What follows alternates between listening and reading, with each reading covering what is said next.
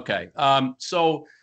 Rob mentioned we have two different products on the shop, folks. One is an analytics platform that does pretty much what Rob discussed.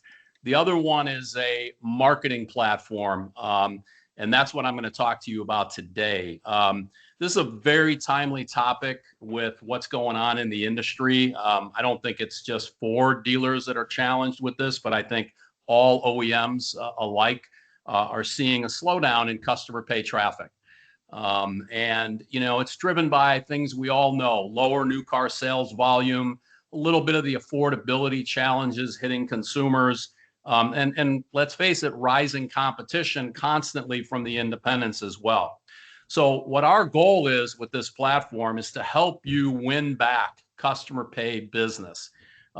Whether the number is 100 or 50 or 250, it all depends on the size of your store. But nonetheless, the right strategy, the right tactics implemented and continued will help drive increased customer pay traffic. And that's what I'm here to talk about today. Some real interesting stats that I heard coming out of the Ford meeting last week that I think are very relevant to this conversation. One, customer pay traffic for Ford nationally is down 6%. Ford initially was looking for a 6% growth number this year. So now, you know, you're dealing with a 12% deficit that you got to figure out a way to close quickly. Secondly, this one was a little shocking. VIN share for Ford dealers nationally sits at 27%. Again, underscores the opportunity, but some of the challenges that everybody has to winning back their own customer base. I haven't heard conclusively what the number is, but I heard that Ford talked about how warranty business is going to continue to be, you know, lower over the next couple of years. So I don't think there's better time than now to say, you know, I got to do something different, because if all you're doing is going to do the same thing tomorrow that you're doing today, you're going to get caught a little short. So, all right. Anyways, let's go. I'm going to spin through this part quickly, just because I know I get a little long in the tooth, but I'll try to get through this in 15 minutes. We're going to talk about the opportunity, something we call the 3-year cliff. A little bit about how local customers are searching and what we call the data behind near me. Some of the challenges that dealers are facing, what they need to do differently. We'll share what we call our playbook, and then a little bit of a scoring at the end. Something, you know, you probably have to do it online when you get the copy of the presentation. Everyone, this is the big number, right? $180 billion is the after sales business on an annualized basis. Here's the part that's crazy when you think about it. Every single one of those dollars was created by a car sold by a franchise dealer at one point in the past. Granted, a lot of them are pretty old out there, but they all were sold by a franchise dealer. And again, here's the other sobering statistic: only 27% of that revenue finds its way back to the dealership. This is the national number for all aftermarket. Oddly, it's very similar to the 27% VIN share that I just talked about. So again, you know, it's a big number. It's worth putting a strategy together to chase. Something we call the cliff. And this number is a little bit calculated, because there's no statistic that sits out there that says this is the exact number, but 3 years is about how long the average customer keeps coming back to the selling dealer. And that's supported by the fact that, you know, the Cox Automotive did a study in 2023 that said after 2 years, 72% of the new vehicle purchasers came back to the dealership. That number's down to 54% in 2025.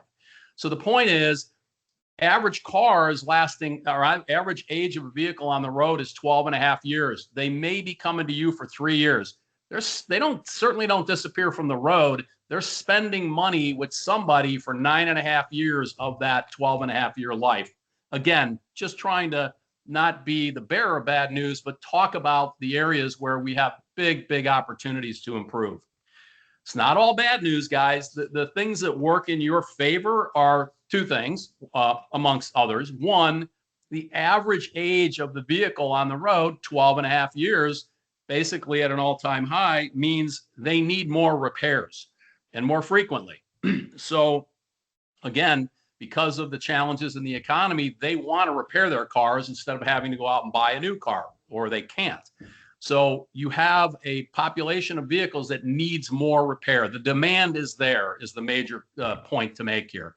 The second part is you guys are the best qualified to deal with all of these opportunities, whether, again, it's a vehicle that's got more advanced capabilities, EVs, that one's obvious, but anything that involves software. Dealers have the techs, the OEM tools, the factory data. The independents can't touch it. And that's really that obviously something that works in your favor. We just have to make sure that people understand what that value proposition is, and that's part of what we'll talk about. So let's switch gears a little bit. Let's talk about how local customers search. Consumers have dramatically changed the way that they shop, right? I think we'd all agree to that. And that's not just, in the last 5 years. It's even more pronounced and significant in the last probably 12 months. And so this is really talking about how customers search locally. And there's different sources from where this information came from, but 98% of consumers look up a local business online. I digress for a second. I was in retail business when they were still trying to sell yellow pages. I think it's safe to say that yellow pages are dead. 98% of consumers will look up a local business online, including terms like near me. 76% of those searchers that include the near me will visit a business within 24 hours. And then of those, 28% of them make a purchase. And again, that's including a whole list of categories. My guess is on the service side, it's a little higher percentage. But the point is, and again, what we're trying to underscore is the demand is in that market. We just have to make sure that the dealership's service department is showing up to meet that demand, because today it's not. And we'll talk one more thing about that. How does this search actually take place, right?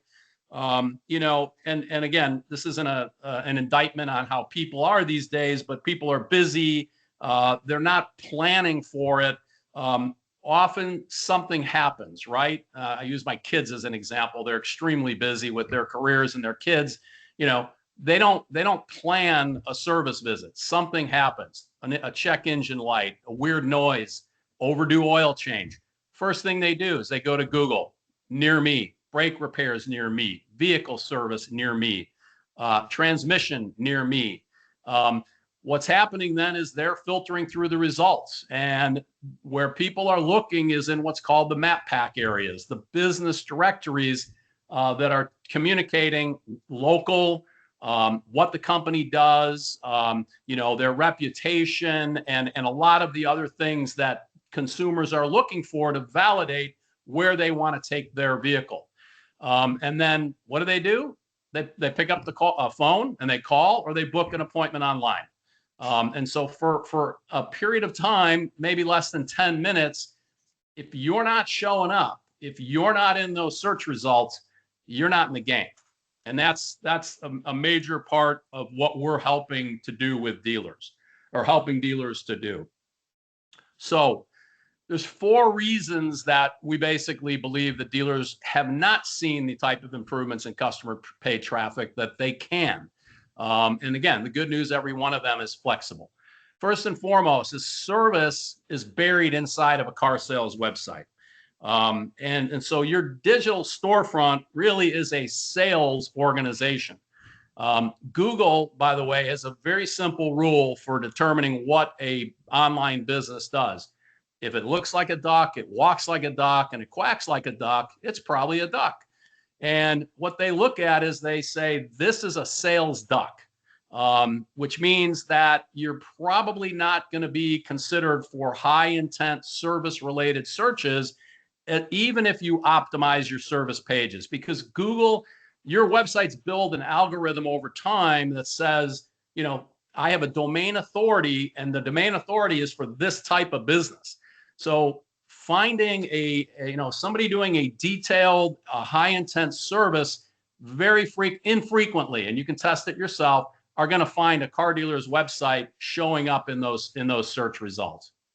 Secondly, Dealers are spending money not always on the things that will drive incremental traffic. Obviously, you got to spend money on tools like Consumer Connect. You've got to do some database management, but you're leaving, if that's all you're doing, you're leaving the biggest market opportunity untouched. And that's all these consumers that are looking for what needs to be done to their vehicle, and they need it now. Third is, generic offers instead of things tied to local intent. Again, it's good to have coupons and promote them, but not everybody needs that specific, service at any given time. You want to make sure that the coupons and the promotions are matching the intent of what somebody's looking to spend money on now. And last but not least, we say you can't attribute spend to RO, so you don't spend it. We all know that dealers don't like to spend money that they can't see a return on. So if there's no call tracking, no form tracking, no DMS matchback, then of course they're not going to spend the money on service marketing. But they should, because let's face it, 50 to 55% of a dealer's gross profit comes from service, right? Comes from fixed ops. And so to spend an extra 5%, as long as they can track what that directly relates to, is probably a good investment of their time. So when we talk about what needs to be communicated through this, again, a service digital storefront, there's 7 messages that you guys have to own, and you own them all, so you might as well talk about them. Certified techs and OEM parts. Obviously, factory trained, factory approved parts, fit, everything. Warranty protection that obviously we know goes along with that, peace of mind. Transparent pricing. One of the things that is happening in the search world is these AI engines are assisting in bringing pricing to the intent, the search. So, and for what's called AEO, AI engineer, there I go. I can't remember what the E stands for, but engine optimization, right? AI engine optimization. It might come back and say, hey, you're looking for brakes. We think pricing for brakes should be between $350 and $450. If you're not putting some pricing online and sharing that with everybody that sees that, you're not going to necessarily get the full advantage of things like AEO that are going on right now. Amenities, let's face it, you got superior facilities, better than anybody's. You do more things than they do. One-stop shopping, superior expertise. So you basically cover everything. You also can talk about the fact that you can get higher resale value if you service your vehicle with with the dealership. So being capable isn't the same thing as being visible. I think what we're trying to make everybody understand is you've got everything on the left-hand side. The problem is that when a consumer is looking for a service, high-intent service, what they really see is a car sales website with pop-ups for sales engagement, 500 more on a trade, $50 for a test drive. A lot of times it's generic coupons that miss the search intent. I just saw one dealer the other day that was promoting batteries. I clicked through, it ended up on a battery page, and it's got coupons for oil change, for brakes, and something else. Nothing about a coupon for batteries. No presence on the map pack. Folks, this directory, local hyper directory thing is extremely important, and that's something that we focus on to help bring you more visibility in what's called the map packs. And again, just reviews, things that haven't been touched. And the reality is there's an independent shop very close by, and they're the ones that are showing up in these searches. Unfortunately, not as many car dealer websites. Here's more good news, right? Service marketing isn't sales marketing, right? So a new car buyer is someone who will spend, weeks of time, months of research, and will travel a decent distance, maybe 50, maybe 100 miles, to get to the right price. Some get it in an airplane. And what's different is the customer comes to you. A service customer, you're looking for 15 miles, and 15 miles is in most markets can be a stretch. It should be even maybe tighter than that based on the density of your market. And that's because the customer's need is urgent. They do one search and they want to make sure that they're taking their vehicle to a place that they can trust. And so you have to already be there. You have to own that visibility in the local market. Again, not to kind of just continue to belabor the same point, but again, your target market is a 15 to 20 mile radius. You want to show up where they actually look. And that is Google, Google My Business, Yelp, Nextdoor, Waze. All those are what's called directories that give signals to Google. So when someone's typing in a high intent search term, Google's looking for these signals to find out, is this business local, and how local are they? Are they doing what the customer is actually looking for a service for? Are they trusted?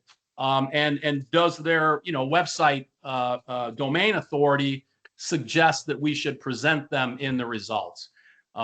That's a huge part. So being local and making sure that you're optimizing these business directories are a huge part of that becoming more visible. You want to geofence around the competitors, not around your own rooftop. You own your existing customers. You'd like to be more focused on conquesting business, as all the customer pay RO traffic or lack thereof is kind of communicating. And we want to make sure there's different creatives. We don't want to use the same creative based on each one of the marketplace. We're going to use stuff different to attract the right people. So guys, if I haven't come out and said it specifically, what we are talking about is a standalone service marketing only website. It's a separate URL from the main website, but what's different is it's purpose built for service SEO, because again, Google is not going to reward a car dealership's retail website with high intent service searches. It's incongruent. It's not going to happen. Even as much as you try to optimize the service pages on your existing website. And real service content. I think when you see one of these websites, you see that they're completely built just for service. So the consumer experience is much more relevant to what they're actually looking for, whether it's customer stories, tech spotlights. Again, the whole point is it's building trust. And then this complements the main site. It doesn't compete with it. And I think that's the other thing that, the first thing we hear from people is, well, I already have a website. Well, it's a good question, but at the same time, the reasons behind, having a dedicated service site and driving more customers to it based on all those things I talked about are absolutely making sense. We're doing it for a lot of customers. I'll share some quick results and I'll tell you which ones are, I think, most compelling. So this happens to be a Ford dealership of ours in the Southeast. I've been on our platform for over 6 months, but I think this is the last 6 months. They're generating 11 times return on their spend, 413 grand generated through our platform. Here's the one that I think is most compelling: 41% first-time visits to that dealership and post-warranty customers greater than 12 months. So of the traffic that we are driving for this dealership, 41% of them either never been in the store before or they're post-warranty customers greater than 12 months. And guess what? They spend more, $829 per repair order versus an average customer of $373. This customer has also seen 767 ROs come through, and they're trending at a 5% growth year over year on their customer pay RO traffic. So again, very compelling. I think you see what I mean about one of the numbers being very compelling is we're driving new VINs, right? So it's not only helping drive customer pay traffic, but it's helping to increase your VIN share as well. I'm not going to go through this. We're going to share the presentations. You can do this at the end. This is just kind of a self-test to see how you feel you're doing and whether or not you need some help. If you remember 4 things from the presentation, and I'm getting cut off, is a $180 billion industry. It's huge. You got to increase your share, be visible, It's not enough to be, to be capable. You've got to be visible. You've got an opportunity to drive more ROs. And this business is very tight, 8 to 15 miles, depending on where your store is located. That's what you got to focus on.